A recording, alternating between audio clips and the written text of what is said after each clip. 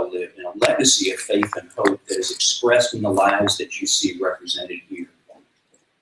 Mom could not have loved any group of people more on this planet than she did her grandkids and her great-grandkids and her great-greats, and any time that she had with them, even right up until this month when we were all together. Nothing brought a smile to her face more than those grandkids. And that is what we think of when we think of the legacy of Mom. And really the cornerstone of that legacy for us as a family is our faith in Jesus Christ and the assurance that we know that one day, as she is now walking with our Lord, we have that same privilege as well. And I can tell you, her greatest desire today, sitting in eternity, is looking back to us and just saying, I wish that everybody here could have that same assurance.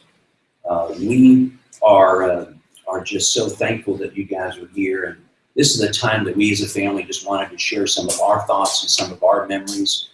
For such a great lady like this, how could you encapsulate all of that in just a few minutes? But this is a time for our family to come share. And Pop, you think you can get up and read something to Mom? I'm going to try. All right. He has been our rock through these months, and we are so blessed to have been in this journey with Pop. And he wrote something out. He asked me to be prepared to read it, but I don't think so. I think Dad's going to get through this. So, Pop, why don't you come up and share with us? I'm sure I'll get through the first sentence anyway. What do you say about someone that you've had for 71 years? The Lord has blessed you with.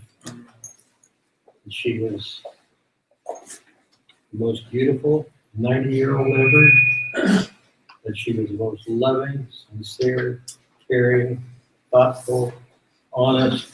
And you could go on and on and on about her great qualities. If you met her for 5 minutes, you loved her. If you didn't, there was something wrong with you. Certainly not her. But you know all that. What you probably don't know is the sacrifice she made to put those 71 years together. Can you imagine a 19-year-old leaving everything that they've ever had, their family, their friends, everything, and coming out to Iowa to meet somebody that she's only known for a few months? We met at the National Press Club, 13th floor, at a dance one Sunday afternoon, and love was immediate. I was in the Navy. She was working for the Coast Guard headquarters.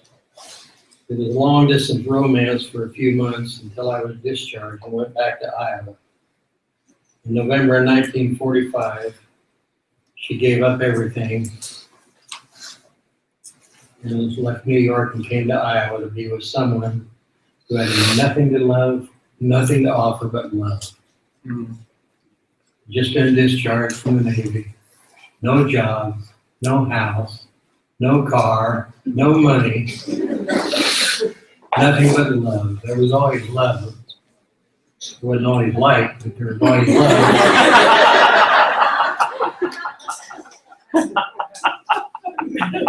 It's been a long road and it wasn't always paved. We weathered it together. What she gave me was 3 of the greatest kids anyone could hope for. Nancy was the first. We always loved her best. She was the first, so little and frail, we didn't think she would make it. But she did, and has been a joy to us every day of our life, ever since.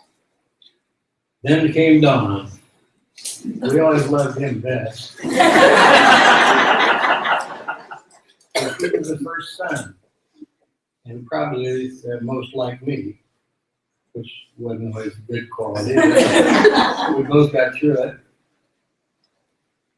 And then there was Greg. He was our baby. We always loved him best.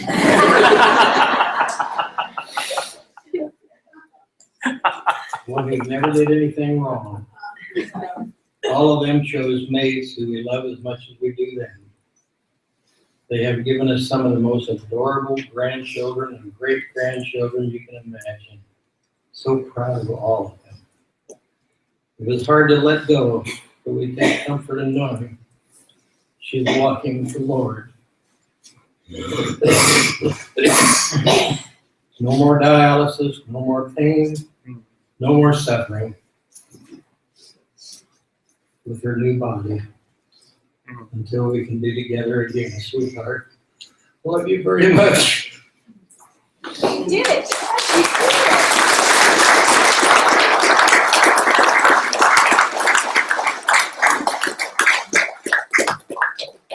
That was awesome, Bob. Thank you. So proud of you. And I no way I could have done that. So I'm so thankful that you got through that because it would not have gotten said. So thank you. Now this is an opportunity for the rest of our family who would like to come up, and we'll have a moment after this for friends.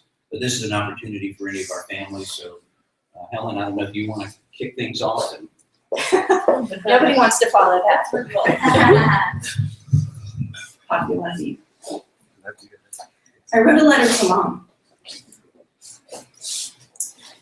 Dear Mom, I'll never forget when I first met you. Thanksgiving 1976 in Nan and Denny's house. I was so nervous to meet this cute boy's parents. He'd made such a big impression on me, and I wanted to make a good impression on you. You were so welcoming and accepting. You made me feel like family from the first meeting, and have continued to make me feel loved and accepted from that moment forward. As Greg and I continued dating, I remember making frequent weekend trips to your home in Fort Lauderdale. No matter what time we rolled in, Mom always had a pot of chili and hot dogs on the stove. And when we left, you or Pop always slipped us a $20 bill for gas money. When we married, we lived paycheck to paycheck and couldn't really afford to do repairs around the house. We need not fear, because every time y'all came for a visit, you brought your toolbox and a willing spirit. When our kids came along, we saw our children become the recipients of your love and generosity. Whenever we came for a visit, there were always surprises for the kids. Coloring books, stickers, dolls, matchbox cars, games, and more, all to delight your grandchildren and remind them how they were thought of between visits. The boat rides were always a special treat, and you always had a cooler full of drinks and their favorite snacks, Teddy Grahams. Special touches of generosity, all born of a grandparent's heart. One of the most selfless things I remember from a long list was the week that you and Pop watched our kiddos so that we could celebrate our 20th wedding anniversary. You dropped everything, came to our house with a smile and a no-problem attitude. We had no idea the week would hold countless baseball games as Justin's team made the playoffs. You had to wash that uniform every night and help Pop learn to navigate Orlando traffic to find the ball fields, all while managing Tabitha and Amanda's very busy social calendar. And as if that wasn't sacrifice enough, you two repainted Justin's entire bookshelf, which was no easy feat, as I recall, as it took several coats of paint. The memories flow on, and I am overwhelmed by the privilege of being part of your incredible family. You have taught me much about unconditional love, acceptance, and devotion as I have watched this family come together to celebrate milestones, grieve losses, meet needs, and support and pray for each other. This is your legacy, Mom. The important things instilled by your example in those who come after you. I see it in your amazing son, who loves me and our family with his entire being. I see it in our children, who have a strong work ethic, integrity, and honesty. I see it in our grandchildren, who are all discovering what genuine faith looks like when lived and not just professed. All this fruit sprang from the seeds that you planted, watered by living what you believe and resulting in lives changed for eternity. We owe you so much. I owe you so much. You have made me a better person by including me in this special family, and I am grateful to you. Thank you seems inadequate, but it's all I have. That and the promise of trying to follow in your footsteps as God gives me grace. and verses that speak to my mother-in-law from Proverbs 31. A wife of noble character who can find? She is worth far more than rubies. Her husband has full confidence and lacks nothing of value. She brings him good, not harm, all the days of her life. Her children arise and call her blessed. Her husband also, and he praises her. Many women do noble things, but you surpass them all. Charm is deceptive and beauty is fleeting, but a woman who fears the Lord is to be praised. And Mom, we praise you.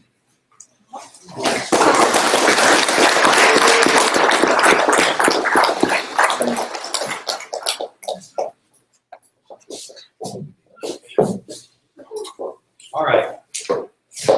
Who's next? Oh, yeah. Come on. I know y'all want to.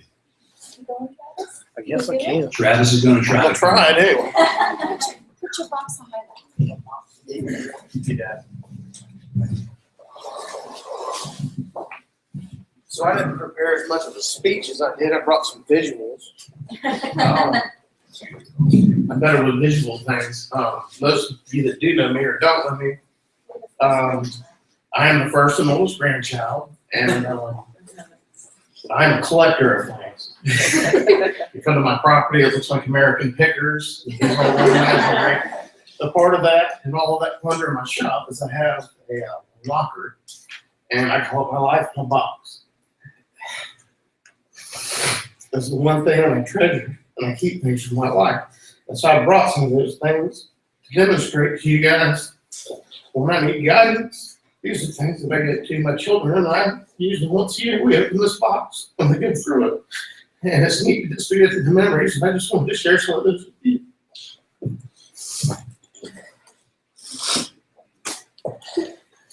You remember this people? This was my first home run baseball. This was the award that your grandmother gave me. I kept it all these years in my box, and I love bringing it out and showing it to my son, carrying on your legacy.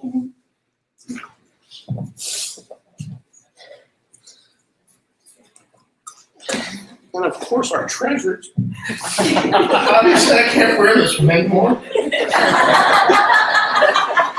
But our treasures need Helen spoke of. This was my mind. I thought I broke the zipper on it when I was trying to put it. But some of the things that I've kept and treasured, the one that always makes me happy. I actually have a set of 6 of these, but I thought it would be easier to only replace one if I broke it. So I can brought one. But these are the original glasses from the Basswood house. And so I think of terrazzo floors, avocado green stoves, Thanksgiving dinners with people filleting fish on the pump house, grandma's phenomenally perfect hair, dinner on the floor. I think about underwear checks, long road trips to New York. People, grandma always let us swap out our music. We'd have to listen to some of the Buick riding in the back. It was great to see our family from New York, but immediately right off the bat, I thought about riding in the van together and the trips and vacations as a child. And so these are just some of the small things. And then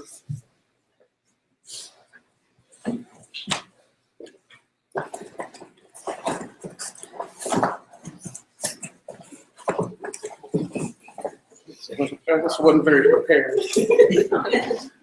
Anyway, so I made a choice at a young age to travel with my career, and so I wasn't home as much. But I always sought guidance from my parents and grandparents as well.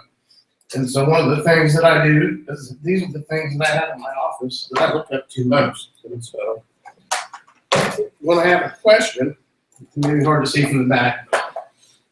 So these are pictures of my grandparents and my parents of when they came to Savannah. One of the most special times for me in my career is I've traveled. By being a lad, I was never able to enjoy the fact that my grandparents would come to my home or come to my job and see what I did. And I received an award this past year in Savannah, and they came up to my job. And I got to take Grandma people in my truck and actually show them what I do. And it was so funny because Grandma said, "I can't believe that you did what you said." I thought it was dumb. I thought it was And you just push stuff in. She said, "You really do all this?" Yes, ma'am, I do the entire city of Savannah. I have so much responsibility. I'm so proud of it. But that just meant the world to me. And it did enough even, they got to meet my staff, my secretaries, and my office staff, field staff that work for me. And just as already been said previously, the minute you meet my grandparents, you know that they were wonderful. And they had even sent, these are cards from my people, the board that met you guys. Just the one time being there, they were like the most fantastic people in the world. And so I just want to thank you people, and I love you. I still feel that grandma's here every day. For me, I don't feel that she's, oh, I love you people. I want to thank everyone for coming here today and being with us.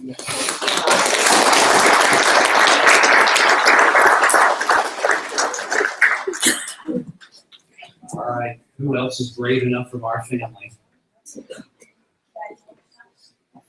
Yeah, if you're ready. Okay, I did not bring visual aids. I get to share a very special piece of Grandma's legacy, and that is her name. And she was Mildred Irene, and I am Tabitha Irene. And so I was get to take a little piece of her name with me, and it may not seem like very much, but kind of wear it as a badge of honor. It's a little way that I have a piece of her. I know that I'm honored because that little piece of legacy doesn't stop with me. When my daughter was born 4 years ago, we named her Cadence Irene. And so that has kind of passed on through our family. When I looked it up, Irene is derived from a Greek word that means peace. And I think that we could probably all say that that's a word that really encompasses Grandma very much. She was such a peaceful spirit, and she was peaceful to be around. She made a home that was just filled with peace. We used to love coming down, especially in Okeechobee, because I'd sit in the back porch and get the tangerines off your tree. I don't think there were any tangerines on the trees after I left. I probably ate them all, and then you just had to wait till they all grew back. But even though, you know, we have shared and will share even more amazing memories about Grandma today, it brings a special measure of peace as her granddaughter and her great-granddaughter, you know, even in her passing, to know that that piece of legacy has passed on with us. In a very special way, Cadence and I sat down the morning after Grandma passed, and we were sitting on my bed, and we had been praying for Grandma every night. She loves to pray for our family, and like I said, she's 4 years old, and so I told her, I said, well, you know, Grandma has passed, and she began to cry, and so I told her, I said, because she believed in Jesus as her Savior, she's in heaven, she's with Jesus. And as she cried, she said, but I won't get to hug her anymore. And I said, I know. I said, but she's there with Jesus. And so we talked about that a little bit. And for the first time in my 4-year-old's life, I was able to tell her about the promise of Jesus, and that because we have faith in Jesus, and because you can put your trust in Jesus, that you'll be able to see Grandma, be able to see a lot of other family that's passed. You'll be able to see Jesus in heaven. And it was a beautiful time in my life to be able to share that piece of legacy with my daughter. And even since then, as we talked about dumb things, about the wind, and that God, you know, is in control of the weather and the wind, and my son asking silly questions like, where does God live? And, you know, I answered, well, he lives in heaven. And Cadence says, with Grandma. With Grandma. So as we talked about all this, and we talked about how it's such an honor that she gets to be with Jesus and that she's in heaven, Cadence asked me, she said, well, I wonder what she's wearing. So I don't know if this is good theology or not, Pastor, but I told her I bet she's wearing her favorite outfit ever. So I don't know if that's true, but that's what we shared. So I share that story because, like our namesake and my connection to Grandma, for Cadence and I, so does our love for Jesus. And because of her faith, I'm able to share that Irene and that peace with my daughter. In Colossians 3:15, it says, let the peace of Christ rule in your hearts as members of one body, as you are called to peace, and be thankful. And I am very thankful and very proud to be Tabitha Irene after Mildred Irene, and to have Cadence Irene in my family, and to share that little piece of legacy. Amen. Amen.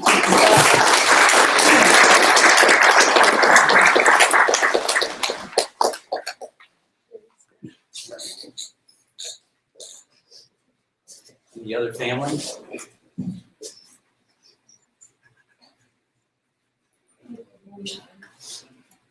Kenny? Come on up, I'm brother. gonna try. You're one of the strongest men I know. Yeah, the odor's not everything.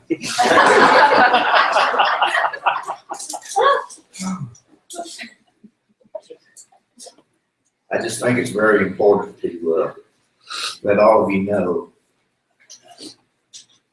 how much love there is in this family for each other and for the Lord.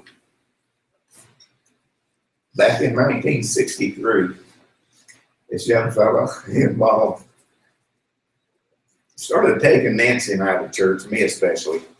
They'd pick me up, we'd go to church. I would have went to a dog fight with them, if that's where we were going, just to be able to get in the car with her. But they knew the whole time what they were doing. And right here today, Dad is 91 years old, and I bet you $1 to a donut in the morning, he'll be right out there in front of our house at 7:45 to pick us up, to take us to church. That's the example that they have set for us, for our entire family. And it's hard for me to explain to y'all how much love there is and how it just is just overwhelming. The only example I can think of is if you take a sponge and put it in the water and you pull it out and you just squeeze that sponge real easy, how the water just falls out of it. That is the love that encapsulates this entire family. It's overwhelming.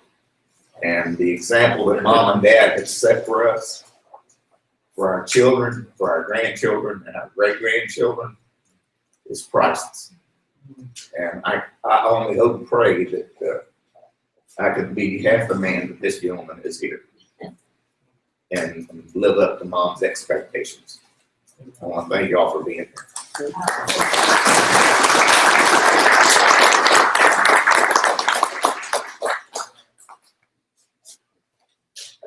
Any other family? All right.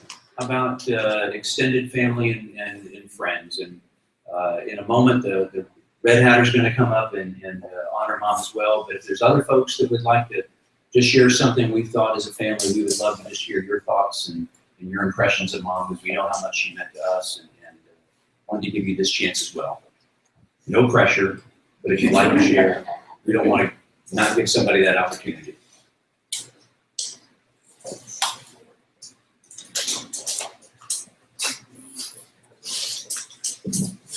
Give a preacher a chance to have a life.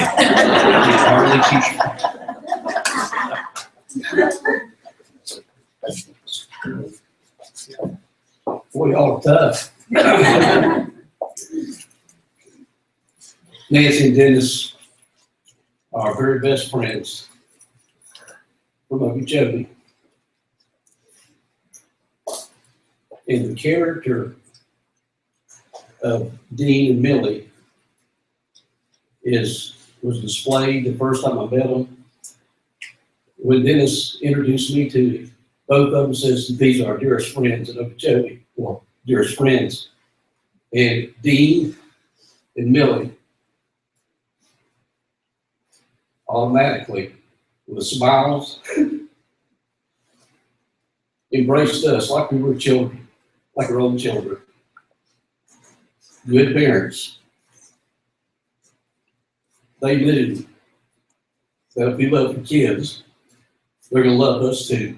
And that's the character that they have. I tell you, when we think about it, it is a time of grief. Anybody who doesn't take time to grieve, it's like the little frame commercial. You'll pay me now or you'll pay me later. But everybody's got a different fingerprint and everybody grieves different. We don't grieve the same. But we need to think about what we should grieve about. We don't have to grieve about not knowing where Millie is, because we know exactly where she's at. And if you're in Christ, we know that we're going to see her again. So the only grief that we have It's that separation time between now and the time that we see her again.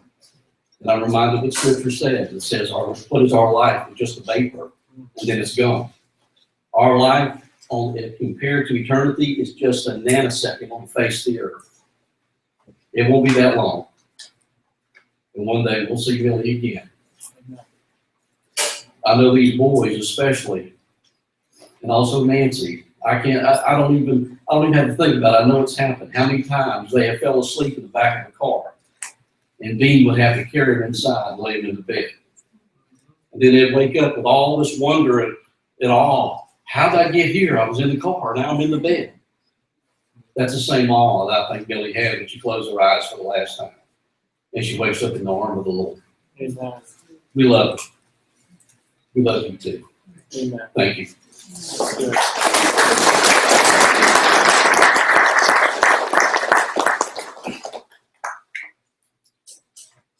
Anyone else like to share? Well, we'll go ahead then and call the Red Hatters to come forward, if you would, and you would do your tribute and honor to Mom. That would be something we would very much appreciate. If somebody else wants to share after them, we're going to invite you up after that too. So.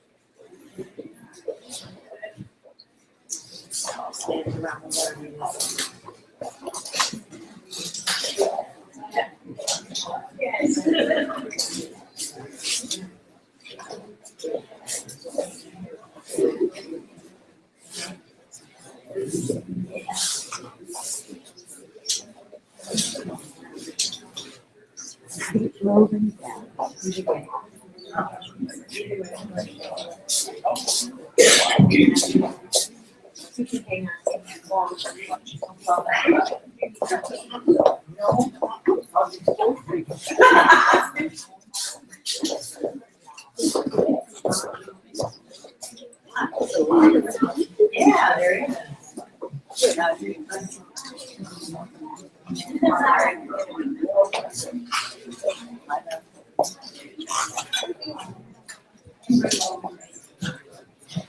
This is the Red Hat group that Millie knows now.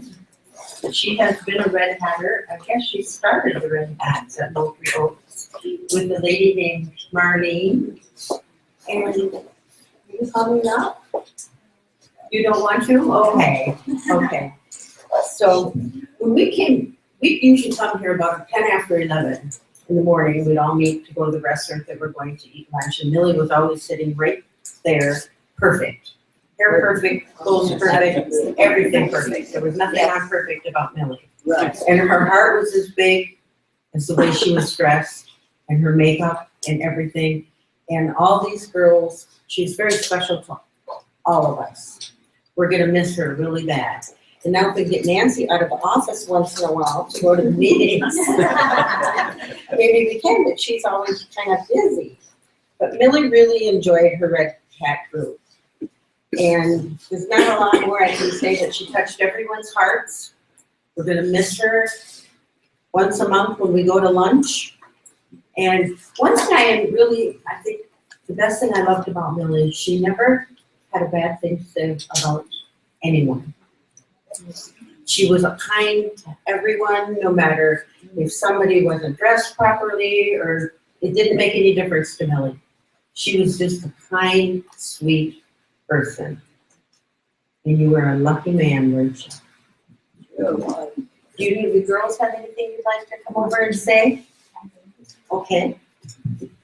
Some of these girls knew Millie a lot longer than I did. Oh, I met Millie 10 years ago when we joined the Red Hats. And she was such a lovely friend. And she reminded me very much of a girl that I grew up with in school. And her name was Millie. And she looked just like her. And she was just as sweet. And we're really gonna miss her.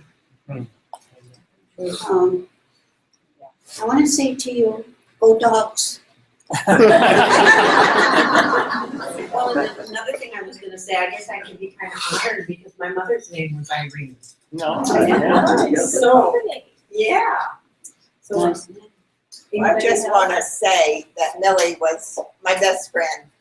She was always there for me, no matter what.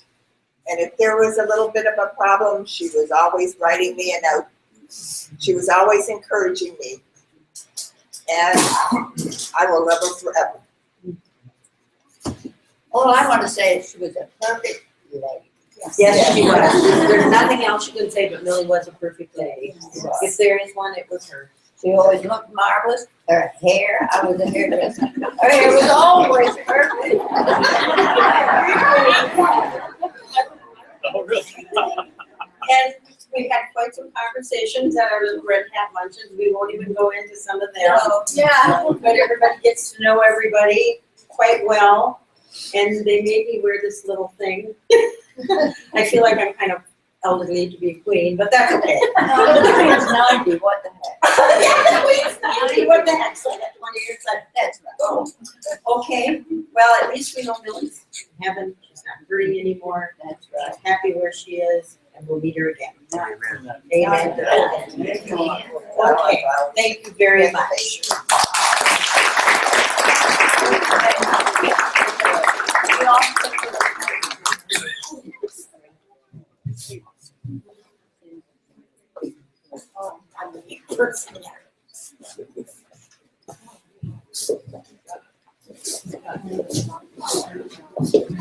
I would just love to have messed her up just once.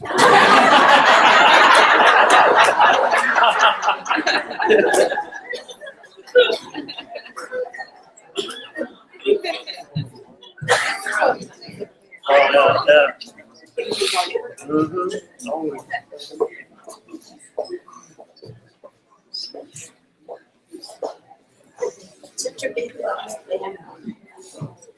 All my family are gone, except one daughter.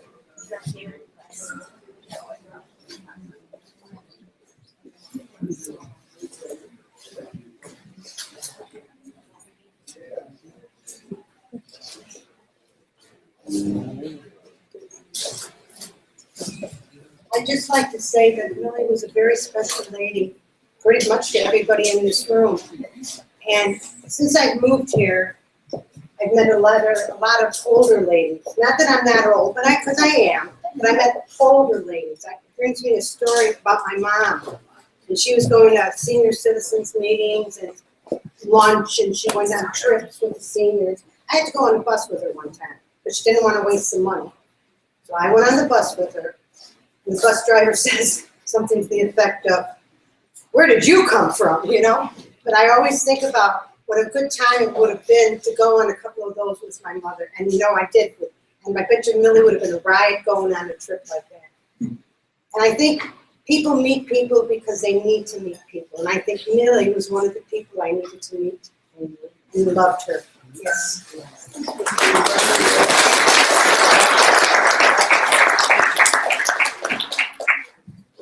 Is there anyone else who would like to share something before we bring our time of celebration to an end? Well, thank each and every one of you. Some closing remarks before Dad and Nan and Don and Lenny and all of us come back up together. I would like to share my thoughts of what I will take away from today and the past few months, really, as we have been through this journey together. Grief is certainly something, Pastor, you said that I will go through. But my overriding feeling is what a blessing that this journey has been. We're sad, but what a blessing that this life has been in this journey. And those will be the memories that I carry with me. And some of those blessings that I just wanted to call out today. One, Pastor Walter, you and your staff, it is refreshing to see ministry done well and right. You have hired some amazing people. I don't know how many times, Dad, you were visited at the house, visited at the hospital, visited wherever we were. Frankly, there were times where maybe it was a parade of folks, and Dad might have wished that people would stop visiting at some point. I don't know. But it says to me a church that is more than a place that we go on Sunday. But it's an expression of caring for people and loving people and doing that outside the walls of the church.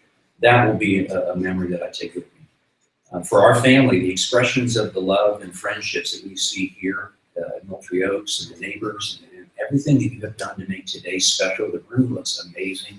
You guys put so much of your heart into this. It means a lot to us, and I hope you know from the bottom of our hearts how much we appreciate that. Dad, I think of the blessing of some amazing healthcare providers. Through these months, we've had people that have just loved on our family and loved on Mom. The dialysis center that she went to, what was interesting, Mom didn't like going to dialysis, but she loved the nurses and the people there as deeply as any group that she probably has ever met. We had some amazing physicians. Dr. DePaiva, he is not here, but I will tell you that there is a special place in heaven for a guy like Dr. DePaiva who loved us and loved Mom. He is one of the most amazing gentlemen I have ever met. I was blessed to watch Mom and to watch her courage. We all think we know how we're going to be at the end. We all think we know. And the courage to be able to say on New Year's Day, I'm comfortable in where I'm going, I'm comfortable in my future, I'm comfortable in my destination, and I'm just not going to do this dialysis thing anymore. What courage. That I don't know that I could have done that. And the courage that I saw in that is a blessing that I will take with me. Watching my dad. We always joke that Dad is half horse and half alligator. And sometimes you wonder which half is which. I don't know that we would know, but I will tell you, to see the way that this man was a rock for us. He thought he was leaning on us, and we were leaning on you the whole time, Dad. And Mom was. The way that you selflessly cared for her. And the picture for me as a husband to my wife, you loved her more at the 71st year together than you did the year that you met and you married. What an amazing testimony for my family. And I'm going to remember that. To watch my brother and Kelly and all your acts of love and selflessness. Somehow my brother, in the middle of the hurricane hit, found a hotel room, got them out of the hospital, got them into there. I don't know how he did it to this day, but just your selfless acts that Mom loved you guys so much. It just is amazing to have watched how they do it.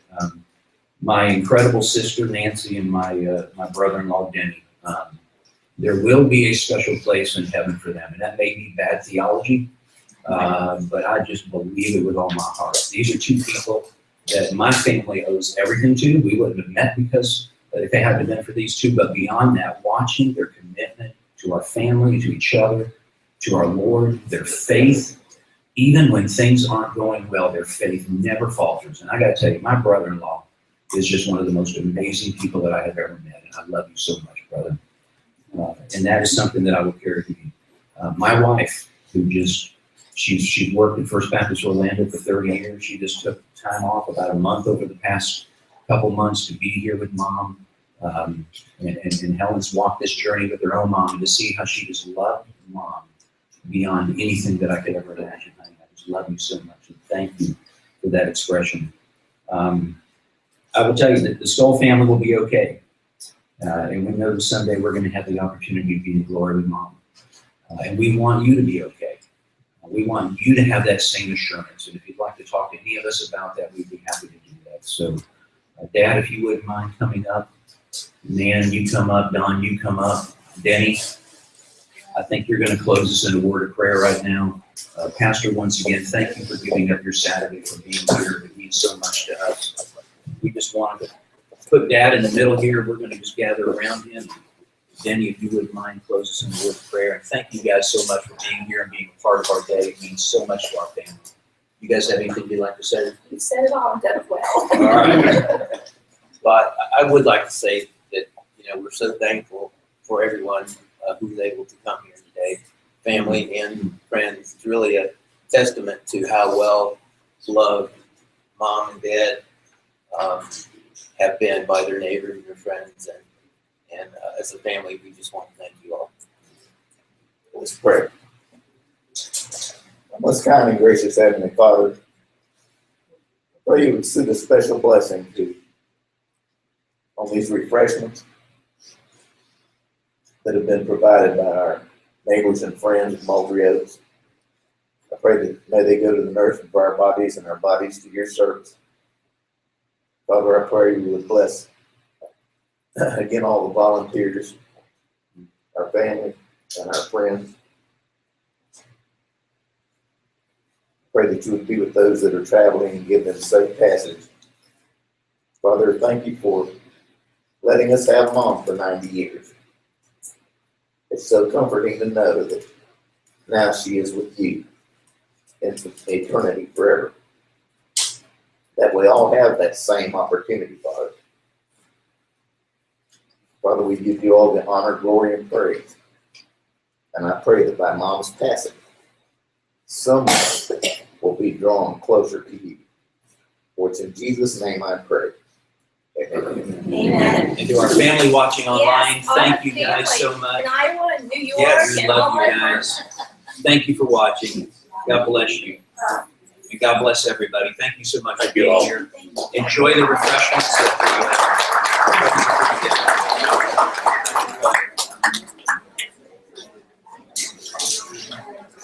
That was lovely. That was just lovely.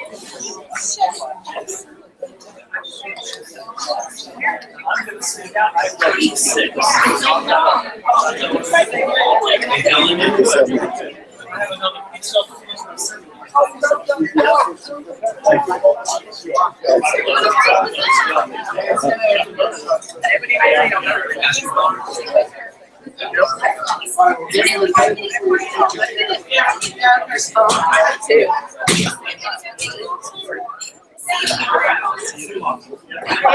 are you?